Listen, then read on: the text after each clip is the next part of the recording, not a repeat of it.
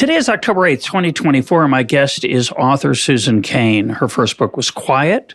Her most recent book, and the subject of today's conversation, is Bittersweet: How Sorrow and Longing Make Us Whole. Susan, welcome to EconTalk. Thank you so much, Russ. It's great to be here with you. Tell us about the title of the book. Of course, it's the subject of the book. What does bittersweet mean to you? Bittersweet is about the fact that we live constantly in a state that is both joy and sorrow, and that and to be in a bittersweet state is to be kind of acutely aware of this, to be acutely aware of the impermanence of the world, and somehow amidst all of that, for that knowledge to give us a kind of piercing sense of joy and beauty along with everything else. So it's just this curious state of being, that to be aware of the difficulties of life along with the joys of life can somehow be uplifting and elevating, as opposed to its opposite, which is what people expect it to be.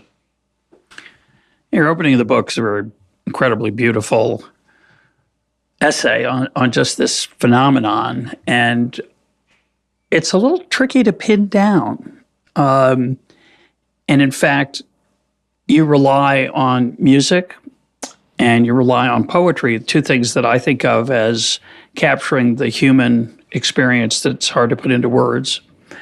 Talk about how music gave you an entry and really started this book going. Yeah, I mean, excuse me, it's funny that you use the word rely, because I don't think of myself as having relied on music so much to illustrate this incredibly ineffable topic. It's rather that music is what made the topic relevant in the first place, because I've been having this experience all my life, and I know from the reaction to the book that many other people do too, of listening to music and having been drawn in particular to kind of minor key, longing, searching, yearning music, and having the experience of finding this music incredibly, again, to use those words, elevating and uplifting, and this being a real mystery to me. And I talk in the book about an experience I had when I was a young 20-something in law school, and some friends came to pick me up in my dorm room to go to class together, and they found me listening to something like Leonard Cohen, who is my ultimate rabbi and patron saint, and blasting that music. And my friends thought that was hilarious, of why it was that they found me blasting sad music. They said, why are you here listening to funeral tunes? And I scratched my head over that question literally for like the 25 years thereafter. I was trying to figure out, number one, why is it that there was something vaguely embarrassing about listening to that kind of music? And second, why, but this was the real question, why is it that the music to me spoke of love and elevation and not of the sorrow that is its manifest content, that there's a deeper content underneath the sorrow, and that's really what we're tuning into when we have those songs on our playlist. And I talk in the book about how there's research showing that we listen to the sad songs on our playlist. I forget the numbers now, but something like we listen to the happy songs 175 times and the sad songs something like 700 times. So there's something about this music that really makes us tune in. Yeah, Leonard Cohen's a particularly dark minstrel. The last song he wrote, as you mentioned, before he died, is He Wants It Darker. And the he in that is, if I remember correctly, is God. It's a very disturbing song. And when I was reading your book and that section, it inevitably, and I encourage listeners to comment and add their own favorites, but I thought about Bach and the partitas, which are the most melancholy for cello, unbearably sad, and yet I love listening to them, and they can make you cry. And it raises the question you raise: why would you want to listen to something that would make you cry? Wouldn't you want to listen to something that make you dance and be joyous? And of course we do sometimes. The other thing I was struck by is thinking about is the Naomi Shemer song, Al Kol Elez. It's a Hebrew song. It's really, in my mind, the real Israeli national anthem. And its opening lines are, over the honey and the sting and the bitter and the sweet. And it's a prayer. It asks the good Lord to watch over these things. And it raises your question. Well, why would you want to watch over the honey and the sting? I mean, preserve the honey, sure, but why also the sting? And your book really captures Bittersweet. The mixture of those two is, as you describe it, poignant, and it gets us into an emotional state that is related to longing and yearning and transcendence.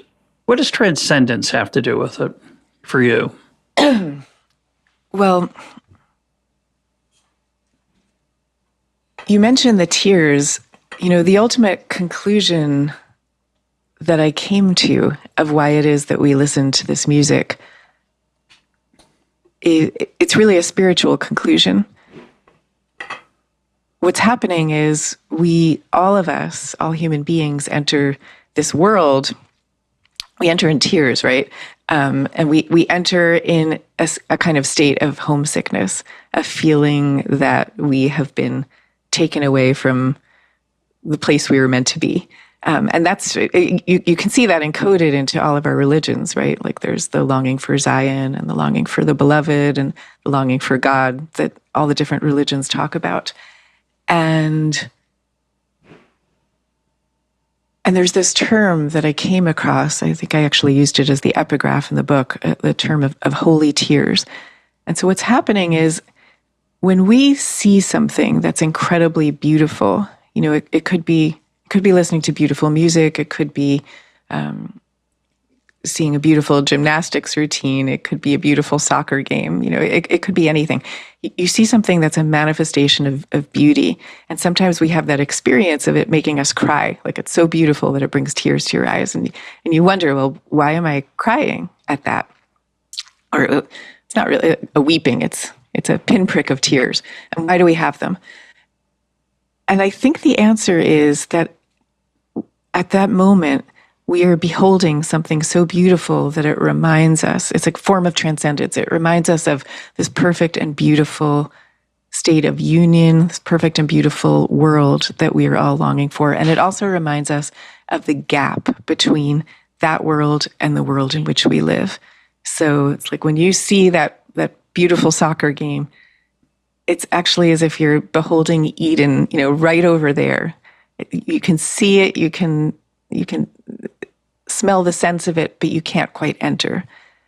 And there's something about that gap that is incredibly profound for us. And that's the moment of transcendence, in the sense of transcending everyday earthly concerns, transcending our own self. You're transcending and entering that state of perfection and beauty, if only for a moment. Yeah, I think it's really lovely. And I certainly feel it in music. I feel it with a particular kind of sports moment.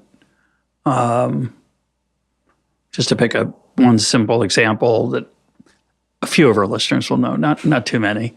When LeBron James chased down, I think he was with the Cleveland Cavaliers, he chased down somebody full court and blocked what was a certain basket that seemed inevitable. It was perfect, what he did. He didn't foul him, he didn't touch him. It was a magnificent transcending of the limitations of his humanness, and certainly mine, because I can't fathom that level of athletic excellence other than to note it. And heroism falls into this category as well, of course. Somebody who transcends their own self-interest, their own limitations, and does something miraculous for others that most of us could not do, can bring us to tears, no matter what happens to that person, whether they're successful, unsuccessful, whether they give up their life, whether they don't. But when somebody does put their life on the line and transcends their self-interest and their humanness in some sense, it becomes somewhat godly, somewhat angelic, whatever the word that speaks to you is, it does can bring us to tears. And they're very funny kind of tears. They're not tears of joy, although they're close. Maybe that's what they are. They're not tears of sadness. It's for me, it's not the sadness that this is rare. It's the opposite. It's the joy that it could happen at all, that there's that level of perfection. That's really interesting. I mean, though I do think there's something about the rarity of it that makes us exclaim over it, because it's like there's a feeling of, oh, I didn't know that this could happen because I'm not seeing it every day, but here it is. This level, excuse me, this level of heroism, this level of beauty is actually possible. The psychologist Jonathan Haidt actually calls this moral elevation, the phenomenon that you're describing, and I do think it's part of this same realm. And strangely enough, the phrase that we often use to describe that moment in ourselves as an observer is, "It took my breath away," which it's a gasp, but it also implies I left this world in some dimension for an instant. I died. I couldn't live in the presence of that magnificence. I don't think that's what we mean by it, but it has that implication. That's so interesting. I've never heard anyone make that connection before to that phrase, but I completely agree with you. That's exactly what it's like.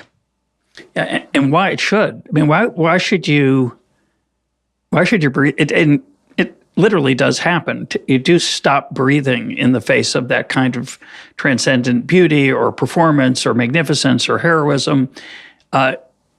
You shouldn't stop breathing, but you do. You gasp and you put everything, your physical system sort of on hold. Yeah, that's very interesting. Talk about home. You just alluded to it. It's in the book in a number of many places. We do long for home. Why do you think? Again, it's funny. It's hard to answer these kinds of questions without talking about the spiritual realm, because home is the place where, home, I think in a spiritual sense, home equals Eden, right? Home equals the place of, the very idea of home equals the place of actual union, perfect love, unconditional love. That's what we associate it with. And yet we're always falling short of that ideal in one way or another, either because we've left home, which is actually what we have to do. We have to go out into the world and leave home. So even for someone who's had the perfect childhood, you grow up and you leave that childhood and you venture forth, and that is the human experience, and that's as it should be. But there's always a sense of the longing to return there, and or the longing to build a new home. And that it actually, leaving the spiritual realm for a second, just in the context of everyday life, what we're really doing all the time is finding new homes everywhere we go, building new homes. So you build a new home with the family that you have, or with the friends that you have.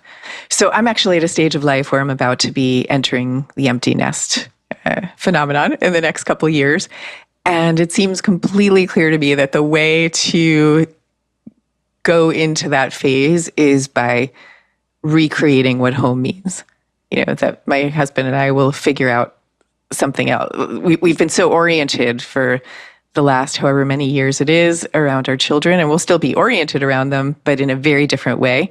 And so we have to build new aspects of a home, kind of build a different nest, in order to feel alive and happy through that time. And so I think that's what we do. We're constantly in this process of refeathering nests, building new ones, and so on. And that's the essence of being alive in a healthy way. I have really good news for you about the empty nest. There are downsides. It can be very challenging at times, but there's an upside, which is you're going to get control over the house music again. You will control the Sonos. That's the way I describe it. So I get a lot more jazz and Frank Sinatra and Ella Fitzgerald and Irish folk music since my kids left the nest. I miss them terribly, and it is a challenging and very bittersweet moment and period. But the sweet part is you get control. You can listen to all the Bach partitas you want.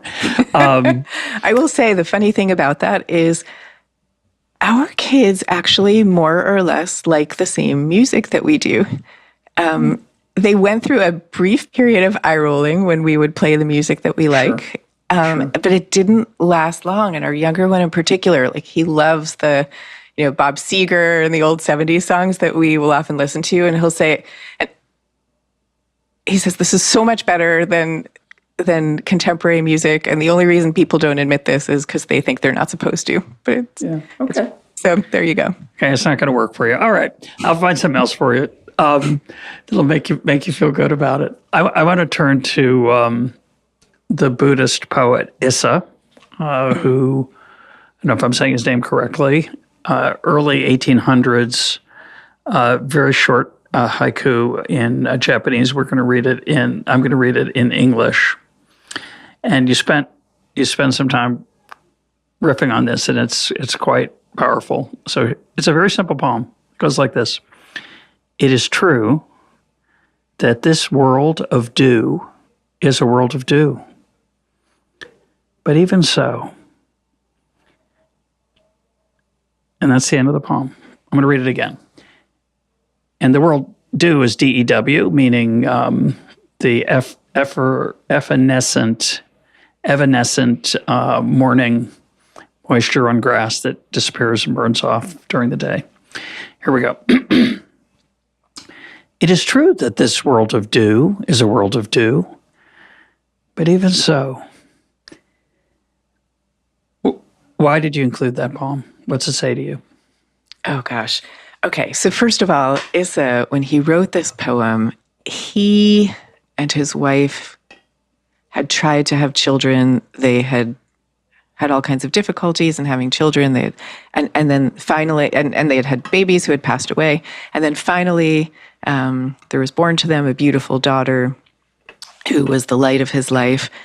And then that daughter too succumbed, I think it was to smallpox, and she passed away at the age of something like 2 years old. And he was a Buddhist poet, as you said. And so he was deeply schooled in the Buddhist idea of impermanence. And so what he's saying in that, what I love so much about this poem is he's saying, I get it. I understand that everything is impermanent. I know this is what I've trained all my life to accept loss and to accept impermanence as the state of being. But even so, I still am going to mourn and I still am going to rage against this. And what I love about this is that he's writing this poem to us who are still reading it 200 years later, because he knows that all human beings go through this exact same experience. And this is what always gets me about poetry and music in the first place, is that it's one person writing to another person who they'll probably never meet, but who they know share the exact same human experience. So it's like it's the ultimate connection. And part of the reason that I think it's such a loss to not talk about the bittersweet nature of life is that I actually think it's one of the deepest ways we have of bridging the gap between souls and between humans. The fact that we're all united in the bittersweetness of human experience is one of the things that brings us together incredibly profoundly. And so that's what you feel when you read this poem that was written by a man who lived 200 years ago, who you will never meet, and yet you know exactly what he experienced, and he knows yours. You're right about this Buddhist ideal of acceptance, and it's a different kind of transcendence of tragedy, really.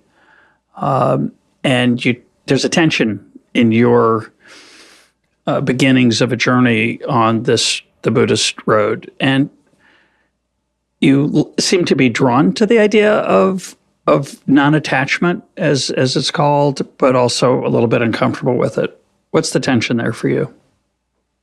Well, the tension is that, yes, I am drawn to it, and there are ways in which I really do practice it in everyday life, and I can tell you about those in a minute.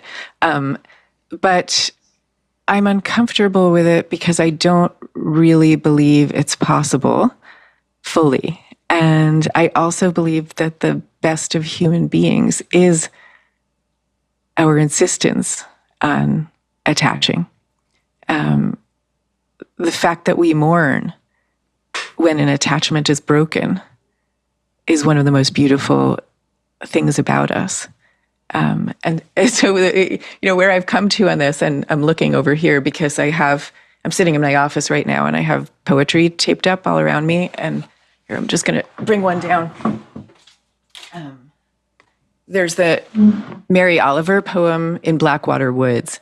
And she says, to live in this world, you must be able to do three things: to love what is mortal, to hold it against your bones, knowing your own life depends on it, and when the time comes, to let it go, to let it go.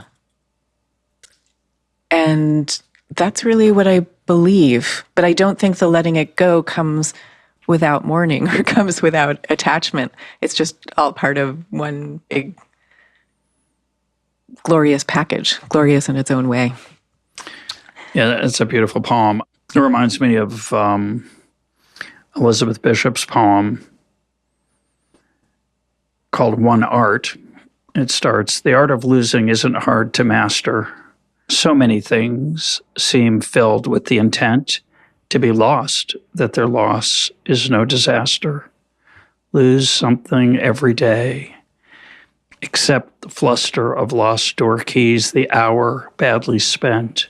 The art of losing isn't hard to master. And it goes on to break your heart. And I just will mention that the beginning of your book, near the beginning, is a little quiz on whether you're a bittersweet kind of person. And one of the test questions is, do you get goosebumps 3 times a day or more? And I just got them from that Mary Oliver Yes. poem. So I don't know what my count is already today. It's not the first time. But I got them again from Elizabeth Bishop. I think you write in the book about meditation and the Buddhist ideal of non-attachment and acceptance of loss. And I agree with you. I think it's not just that it's too hard. I don't see it as an ideal. And I struggle to see it as an ideal. And I'm open to being wrong. But like you, I think it's, for me, that kind of, the kind of losses we're talking about, which are more than your car keys, is what the Bittersweet is about. It's the acceptance of that pain, the mortal thing, the mortality of the things we love, as Mary Oliver puts it. And that's what I want to accept. I want to accept the bittersweet, not the bitter. I want to accept the bittersweet. Yes, exactly. And it's so funny that Elizabeth Bishop mentions the car keys and so on, because in the book I write about a tribe whose practices I'd come across where they train the mothers of sons. These mothers know that when their sons reach the age of 13, they're going to leave their mother's protection and kind of go forth into the world to become hunters or warriors or whatever it is. And so the mothers are trained from the time their sons are born to become accustomed to the art of loss, to prepare them for their son becoming 13. And so they train themselves in losing their their proverbial car keys. They have to every year give up an item that's incredibly important to them. Mm. And I don't do that myself, but what I do is think about the Stoic practice of memento mori, to just remember more, which means the remembrance of death. So just to remember at all moments that everything that we love is ephemeral and mortal. And I know that to some people that sounds like a depressing practice, but I find it to be really the opposite, because it just makes you attuned to the preciousness of everything. And I started doing this in particular when my sons were little, and we had our nighttime, bedtime ritual, which was always one of the sweetest times of the day. And I was going through a period where, as much as it was one of the sweetest times of the day, I was also like incredibly busy with work, and I would sometimes bring my cell phone in with me to bedtime, and if my son looked away at whatever he was distracted by, I would steal a look at my cell phone. And then I started doing this practice of remembering, I could be gone tomorrow, he could be gone tomorrow, we don't know anything. And that completely changed the tenor of these bedtimes. It wasn't just easy to leave the phone in another room. It was like, of course I was going to leave the phone in another room. And again, not because I was depressed about it, but just because, this is precious. Yeah, I often send, it's about 1 minute long. It's Gretchen Rubin. I'm interestingly going to reference Gretchen Rubin in a minute, but Gretchen Rubin created a 1 minute video called "The Days Are Long, but the Years Are Short," and Yes. It makes me cry actually every time I watch it, and I'm choking up a little bit now just even referencing it without seeing it, because it captures what you're talking about and reminds you about what's precious. I used to, when my kids were little, I would remind myself, she's only going to be 2 years, 3 months, and 1 day for 1 day. Yes. And that day is different than the day before it and the day after. And it's unique, and I want to savor it as much as I can. I didn't quit my job and, live off the land or anything, but I did try to remember the transience of the mortality of that day and that week and that month. And anyone out there with children, anyone out there listening, it's precious advice. We'll put a link up to the Gretchen Rubin video, because it gets you. It's really something. I love that. I love that. And I will say, going back to the idea of kind of that we can continually rebuild our homes. The way my kids are teenagers now, and so the relationship with them is completely different, but so amazing in its own way. And so I feel like relationships are like that. You're just constantly rebuilding the home in which you live, or redecorating it. And you love it just as much as the one before, but it's different. That's a nice image. I really like that. So I was going to mention Gretchen Rubin anyway, but you had an interview with her, and someone responded to that interview and said, referring to something tough in her life, "When I think of these events, it's not the sadness I remember. It is the union between souls. When we experience sadness, we share in a common suffering." I like the expression, "Everyone's in a battle, so be kind." Yes. We usually forget that. We think we're the only ones in a battle, and we look at everybody else, and they're so damn happy or cheerful or okay, and I'm having such a hard time here, and what's wrong with me? And that saying reminds you that we're all in a battle, and I think that's true. And that quote gets at something powerful. So talk about that. Yeah, I love that quote. That actually came, it's funny, that was from years before I even started writing Bittersweet. I think it was soon after Gretchen had come out with the Happiness Project. And she asked me what my vision of happiness was. I think it was for her blog. And I think that was probably now that I think about it, the first time I talked about this, I said, well, there's this thing called the happiness of melancholy, which is actually even what I was going to call this book at the beginning. But my publisher didn't like that title. But I wrote, yeah, there you go. So I wrote about the happiness of melancholy. This person wrote in talking about, I think she was talking about her grandfather's funeral and how it was the first time she had seen her father cry at that funeral. and that there was a barbershop chorus that sang really beautifully. And she described it as this union between souls.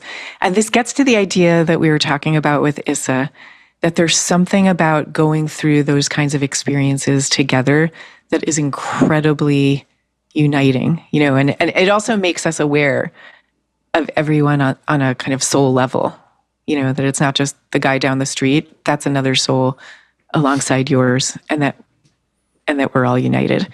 And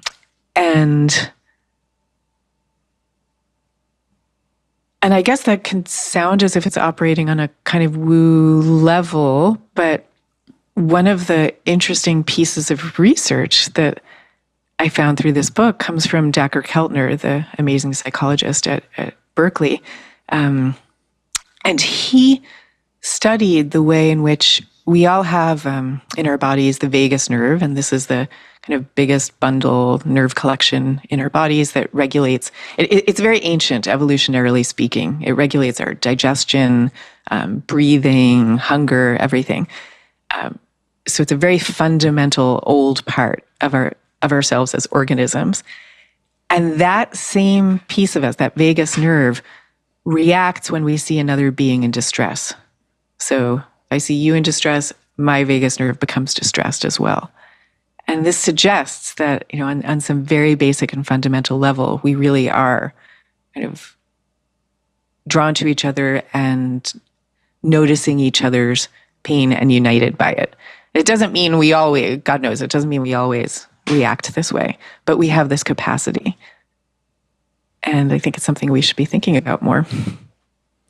And even Darwin, by the way, like Charles Darwin, who's known for the concept of the survival of the fittest, Darwin also noticed this, and he actually called this the strongest, I don't remember the exact words, but it's in his book, The Descent of Man. He called it the strongest impulse in animals is to react in this way, to noticing the suffering of other animals. So, there it is. You linked to a video, which we'll also link to, really extraordinary, beautiful ad, but more than an ad. It's for the Cleveland Clinic.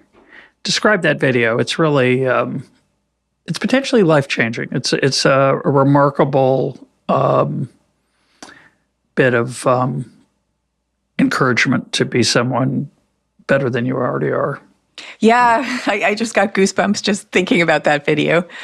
So this was a video that the Cleveland Clinic put together just to train its healthcare workers in empathy.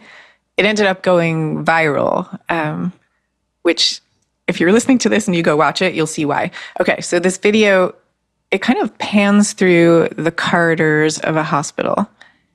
And the video stops on the faces of just random people who are walking through this hospital, just the way you would if you were walking through a hospital. Except in this case, the video gives you captions underneath each human to show you what that human is going through at that moment. And so for one person, there's a little girl and it says she's saying goodbye to her father for the last time. And there's another caption for a man who has been waiting for a heart transplant for years. And you see all these different captions and you realize, oh my gosh, like this, everybody has a caption, not just in the hospital corridors, but all of us have captions. And even in the video, some of the captions are happy captions, someone's about to get married. But I think about this all the time now. Like I go into the grocery store and I think, oh, what are the captions of the cashier who I'm chatting with right now? What are the captions of this person or that person? And you may never know what they are, but it makes you interact with them in a completely different way. And there's no dialogue. No one, if I remember correctly, no one speaks. They're just walking along, and you notice them as you say, as if you're walking past them. And usually you don't give them a second's thought because you're trapped in your own captions. And one of the powerful, I think, part of that video is to remind you that those other people have inner lives a lot like yours.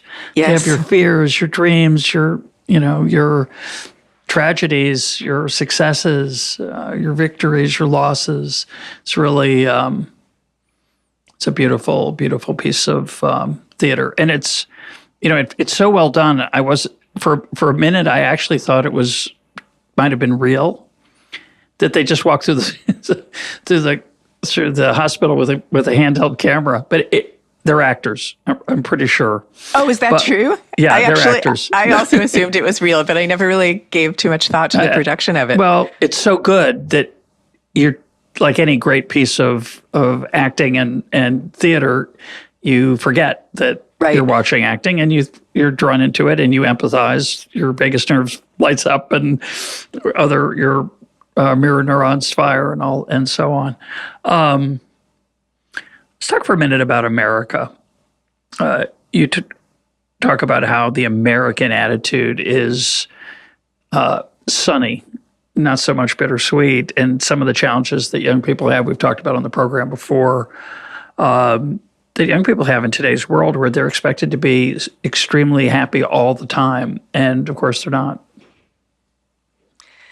Yeah, and that expectation for young people, especially on college campuses, has a name that I discovered when I went to interview people, and the name for it is effortless perfection. So it's the idea that college students have that they're supposed to present as extremely social, affable, happy, great grades, great conversationalists, great athletes, well-dressed, all the rest of it. And not only all these things, not only all this happiness, but also it's all supposed to come effortlessly. So you're supposed to present as if it does.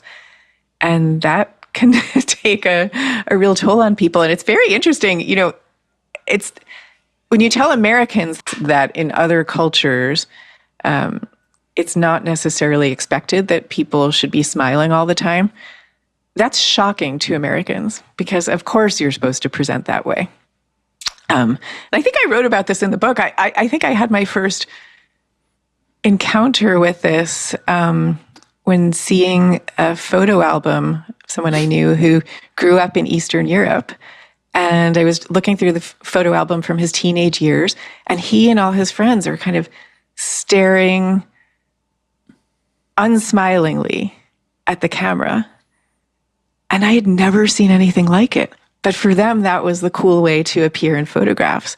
Whereas I can think of years of my teenage photographs that I used to hang on my walls, and I had collages of them, and every single one, it's smiles, smiles, smiles.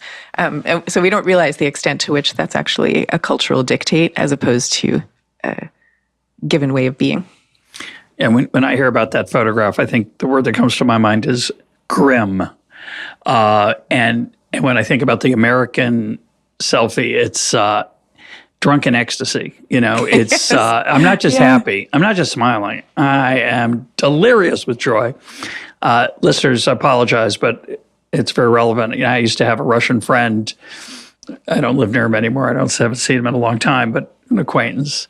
And I'd see him and I'd say, "How are you?" And he'd say, "Fine, like all Americans." Because in the Soviet Union, you weren't fine, and you told the truth. You shrugged, you groaned, whatever it was. And I want to remind listeners, by the way, that we're going to be reading Life and Fate Together by Vasily Grossman. Oh, wow. If you want to read it before I talk to Tyler Cowen about it, that will be... probably will air toward the end of November, around November 25th or so. So get reading. It's a 872-page book, and there's not a lot of happiness in it, but it's bittersweet. It's an amazing book, really a masterpiece. Well, you're reminding me of a virtual event that I did with a company. I think we were talking about the power of introverts at this company, and it was over Zoom. And excuse me, at the beginning of the Zoom call, as they often do, they were asking people, type into the chat box your name and where you're dialing in from and how are you feeling today? And every single person said, awesome, excited, thrilled to be here, yay, yay, yay. And I thought, it's just statistically impossible that all these people are having this particular array of emotions. That's what we have to present. Yeah, I would have typed in, liar, liar, pants on fire. Okay. Back to something a little more serious. I want to talk about loneliness. want to read one more poem. You're talking, we talked earlier a few minutes ago about the union of suffering and the common suffering, the union between souls. And I think, the flip side of that is loneliness or aloneness. They're not quite the same thing, but, Thomas Wolfe, I think, said it as well as anyone. I think it's from La Comrade Angel, and it's a great bittersweet passage. It goes like this. A stone, a leaf, an unfound door, a stone, a leaf, a door, and of all the forgotten faces. Naked and alone, we came into exile. In her dark womb, we did not know our mother's face. From the prison of her flesh have we come into the unspeakable and incommunicable prison of this earth. Which of us has known his brother? Which of us has looked into his father's heart? Which of us has not remained forever prison pent? Which of us is not forever a stranger and alone? O waste of lost, in the hot mazes lost, among bright stars, on this weary, unbright cinder, lost, remembering speechlessly, we seek the great forgotten language, the lost lane end into heaven, a stone, a leaf, an unfound door, where, when, O lost, and by the wind grieved ghost, come back again. End of quote. And what Thomas Wolfe was saying is not the first one. In fact, it's an eternal theme in literature, is that aloneness is our fundamental state as human beings, and isn't in some sense that the essence of the bittersweet that we're talking about? I don't know, because to me, I guess this is a theme I keep returning to. I think there's something about the bittersweet that is fundamentally connecting and the opposite of aloneness. I think the aloneness comes from not telling the truth about human experience and feeling that you're alone in it. And to me, the answer to the mystery of that we started out talking about, of why it is that we love sad music so much, doesn't make sense. Why would anyone want to feel sad?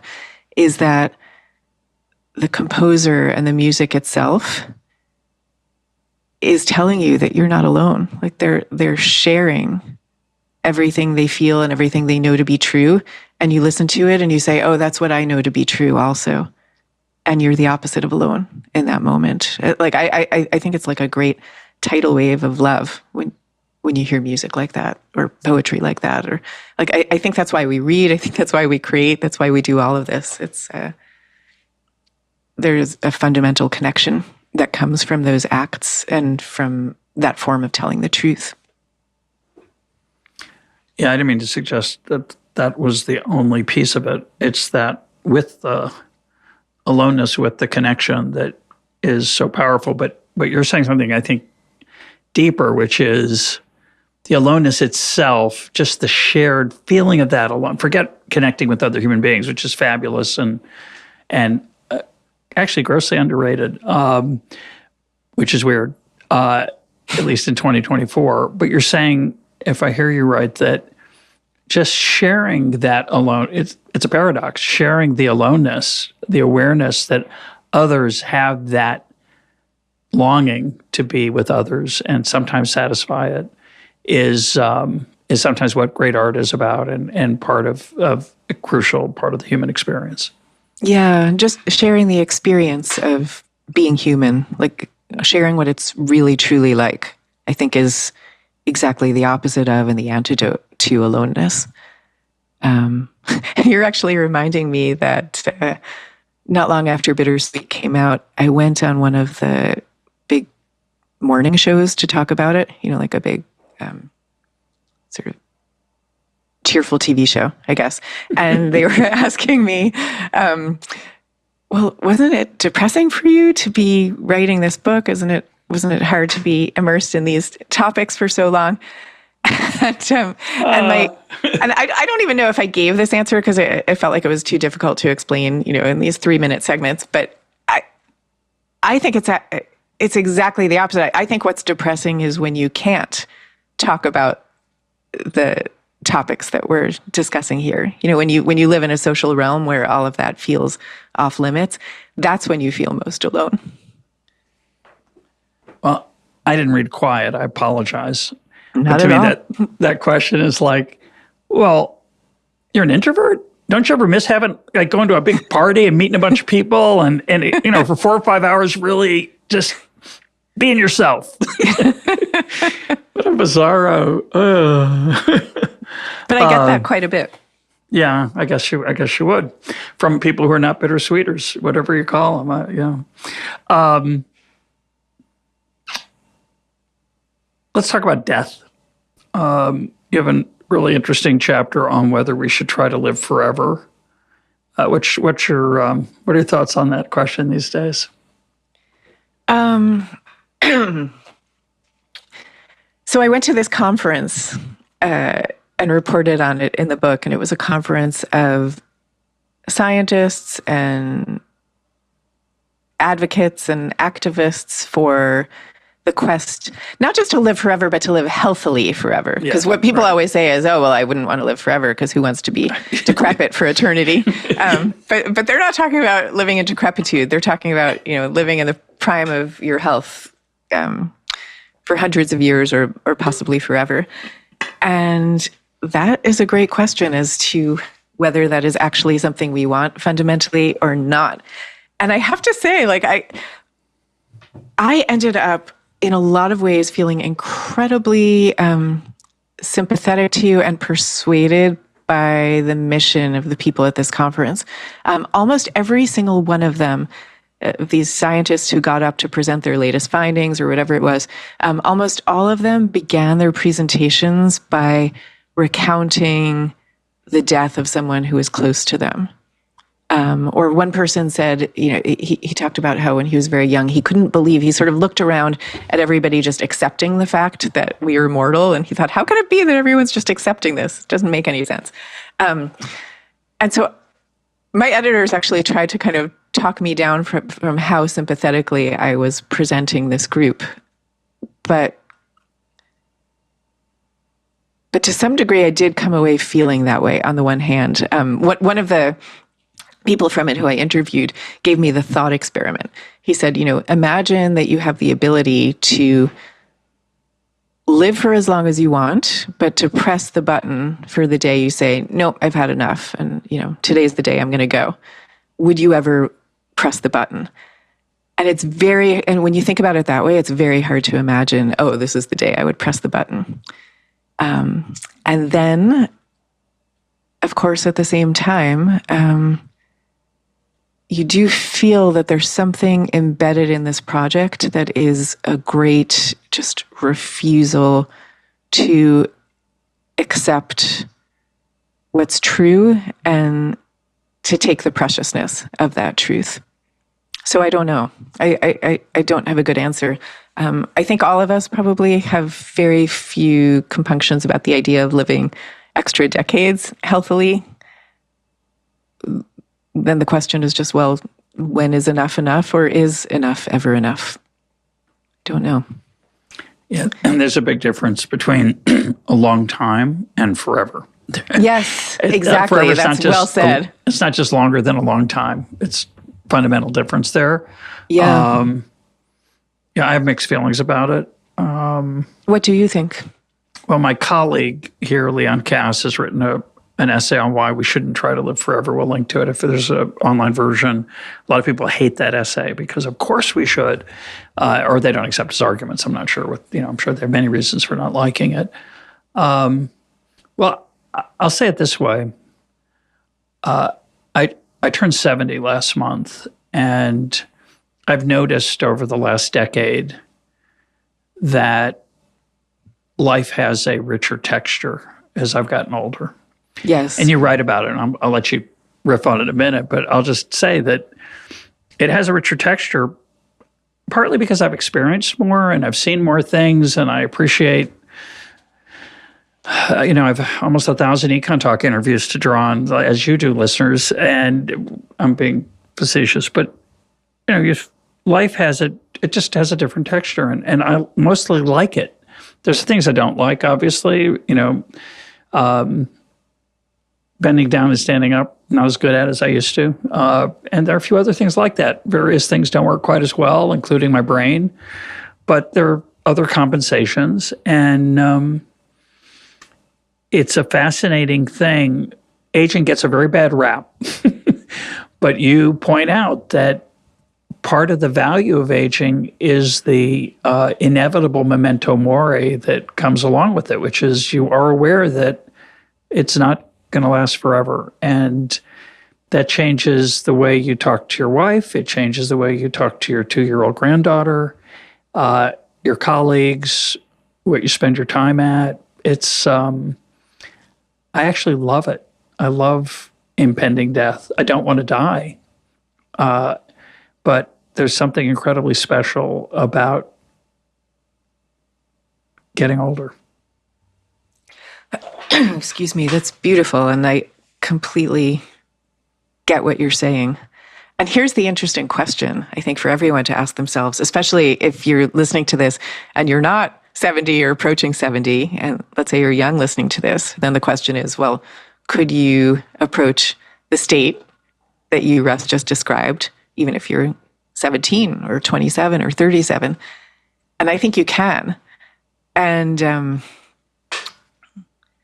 And there's research actually on this from Laura Carstensen that I talk about in the book.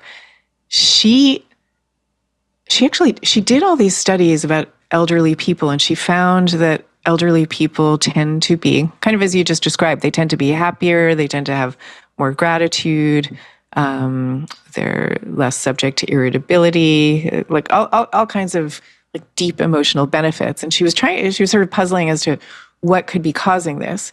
Is there some magical state of getting older that confers wisdom, as kind of the old wives' tales have always said? You know, we equate age with wisdom. But then what she found was that the same characteristics were true of anybody who was facing the fragility of life, what she called the fragility of life. So she found it in people who were living through pandemics, in people who were living through political conflicts, the same emotional characteristics. And so it seems to be that it's really being primed to life's fragility as opposed to the number of years you've been alive that confers these emotional benefits. And that's why I think that this is possible for anybody who's listening. Even if you're 17 years old, you can still become aware of life's preciousness and life's ephemera at that age. And in fact, like, cultures have done this. Cultures have tried to make us more aware in various ways. Like the Japanese are incredible about this. So the Japanese love their cherry blossoms above and beyond all flowers, and they create all these ceremonies, with worship of the cherry blossoms. Excuse me. And it's not because they are very beautiful, but it's not because they're the most beautiful of all flowers. It's that they're incredibly short-lived, and they call it, I don't know if I'm pronouncing this correctly, but it's mano no aware. This is the state of kind of gentle sadness that we feel at the passing of things. And to get into that state is to also notice all these benefits that Carstensen found in her research, and that, by the way, we found from our bittersweetness quiz. We found that the people who are high on these tendencies of bittersweetness also tend to score high in certain measures of creativity and kind of receptiveness to a state of transcendence, which to me wasn't surprising at all. Well, one of those questions is, do people say you have an old soul? And I think of myself that way, and I know people who are young but have some of that, I don't know what you want to call it, appreciate the fragility of things. I'm not sure I agree with it, that it's something to strive for when you're younger. I don't know. There's something also kind of glorious about the obliviousness of youth. They say it's wasted on the young, but there's something beautiful, bittersweet about youth because they don't see what's up ahead. So I'm not sure. I don't know. Oh, that's interesting. But again, I'm not... Well, I guess you're not saying this either. I was going to say, I'm not saying at this age of 17 to cultivate sadness or sorrow or anything like that. I'm just saying to understand ephemera and therefore preciousness. But I think you're saying just the fact of being oblivious to the ephemeral nature of things is a kind of superpower of its own. Having said that, our students here at Shalom College read the Iliad and the Odyssey and many great works of art that remind us of those things. And you could say that literature is almost by definition an attempt to acquire some of that wisdom before its time. So I'll put a caveat on that. Yeah, and you know what I'll also say about the Odyssey? I mean, the whole Odyssey begins with, or very early on in the book, with Ulysses, kind of weeping on a beach, longing for home. And it's because he's longing for home that he sets out on this journey and has all these incredible adventures. And, excuse me, I think you can look at life that way as well. That it's this fundamental yearning in humans that sets us off on wanting to build a rocket to Mars or wanting to, create a gorgeous painting or whatever one's particular goal is. I think there's always some sense of yearning that's embedded there, of wanting to reach the mountaintop. Well, I don't think it's on Spotify. I can't find it, but there's a Red Clay Ramblers live album, I think, where one of the band members says, in all country songs, the protagonist is either home and wants to leave home, or he's away from home and he wants to come home. And there's a wisdom. It's a great insight. And fascinating. It's kind of true. It's not just about country songs. At least I think what he was saying about country songs. You mentioned yearning. There's an incredible part of your book where you're obsessed with a man, a musician, and you're telling this to one of your friends about this obsession, and you're reflecting on it years later, realize maybe she wasn't quite as interested in it as you were, but you're still going on. And she asks you a question at the end of it. She says, what are you longing for? And I thought that was so deep. Talk about that moment and what your response was and what we can learn from it. Yeah. So this was a time in my life. I had been a corporate lawyer for about 7 years before this obsession descended. And I had just decided to leave the world of corporate law and fell into this kind of obsessive relationship with this musician and writer. And she said, and this friend said to me, the only reason you're this obsessed is because he represents something that you're longing for. He represents something to you that you don't have right now, that you deeply, deeply are yearning for. And what is it? What are you longing for? And it really was, for me, one of those cinematic epiphany moments, because it was like instantly clear to me that what he represented was the world of art and literature that I had always wanted to be part of since I was so small, since I was 4 years old. I wanted to be a writer. I never wanted to be a business person or a lawyer or anything like that, but I had gone down that path for all the years prior to this relationship. And so I knew what he represented was this life that I had always been called to. And I was really freed of the obsession, or largely freed of it with that insight. It began to ebb, I could say, from that moment. And I leaned into my writing at that point. And you had just failed to make partner. Yes. Which nothing could be more bittersweet. You thought it was a tragedy. It turned out to be the best thing that ever happened to you. Yeah. Right. Yeah. So I'm thinking about your friend, and I'm thinking, is she the greatest amateur therapist of all time? Or was she just jealous that you had this incredible passion that she envied and decided you had some actual other thing going on? Do you think this is general? I'm thinking about our listeners. If they're obsessed with something, should they worry that it's a mask or something else? I don't know. I actually do think she wasn't jealous, and she is a person who is kind of given to kind of flashes of blinding insight. They just kind of come to her very effortlessly. And I do think that those kinds of obsessions, I think she's right, that those kinds of obsessions usually are about more than what they appear to be. They're not about the object itself. They're about something deeper, almost always.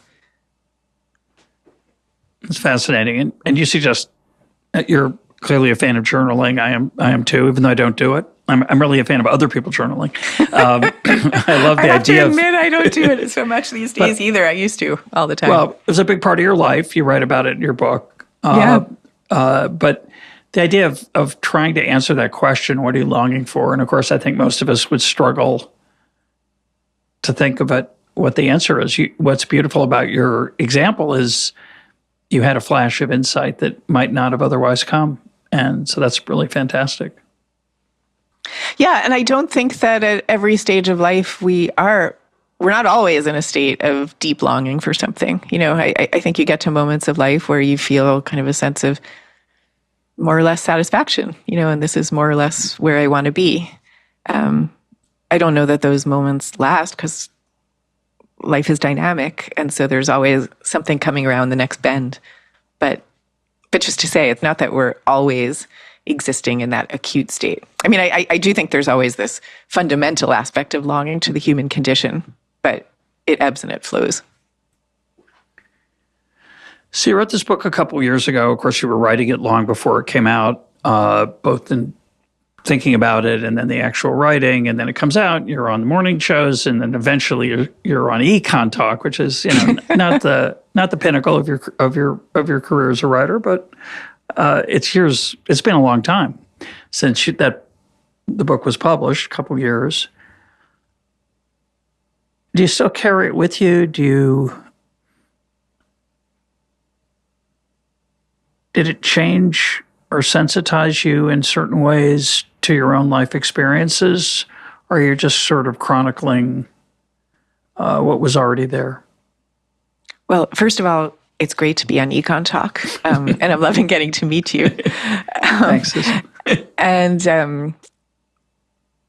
yeah, I think that the book was a kind of catharsis for me of various things that I was working through and wrote about to some degree. Yeah, I've actually kind of been amazed to the extent at which writing can be a form of catharsis. But it's also delivered me now to a new jumping off point, because when I first, so I was raised in a quite religious household, but always thought of myself more or less as an atheist / agnostic. And I'm still a deep agnostic, but what I realized from grappling with these questions for so long is that, as I keep alluding to during our conversation, that really these are spiritual questions. And I hadn't known that, when I set off to figure out the mystery of why do we love sad music, I had no idea that that was a spiritual quest. And now I see very clearly that it is. So that's so I feel like the book has now delivered me to that place. And so the next writing that I'm doing is in a more frankly spiritual vein than I ever would have thought I would have been in. Though it's funny, because I was talking about this with a colleague of mine, and he said, I think everything you've written about has actually been about spiritual questions. And I guess that's true, and I just wasn't focused on it that way. You have a lot of smart friends. My guest today has been Susan Cain. Her book is Bittersweet. Susan, thanks for being part of EconTalk. Oh my gosh, thank you so much, Russ, for having me.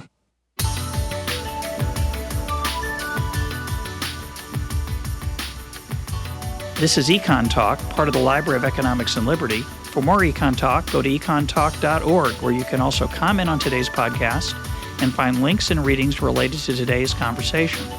The sound engineer for EconTalk is Rich Goyette. I'm your host, Russ Roberts. Thanks for listening. Talk to you on Monday.